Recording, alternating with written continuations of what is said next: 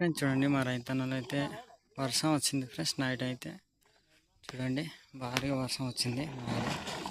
అయితే వరిధాన్యం ఫ్రెండ్స్, వరిధాన్యం అయితే ఏ విధంగా కప్పు ఉన్నారో చూడండి. మీకైతే రైతన్నలు ఏ విధంగా కప్పు ఉన్నారో చూపిస్తాను ఫ్రెండ్స్. ఇప్పుడైతే కవర్లు అయిపోయాయి కాబట్టి సరిపోయింది, లేకపోతే ధాన్యం అనేది తడిస్తే ఇంకా ఎందుకు పనికి రాదు, మీకు కూడా తెలుసు కదా ఫ్రెండ్స్. చూడండి ఇదైతే మొత్తం వాటరే, చాలా ఇబ్బంది పెట్టేస్తుంది ఫ్రెండ్స్.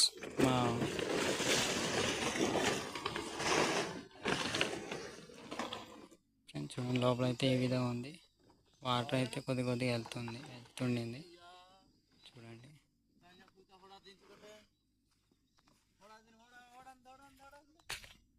ఫ్రెండ్స్ నేనైతే నడిపారు కొంత అయితే నడవలేకపోయారు. దాన్ని బట్టి వర్షం వస్తే ఈ విధంగా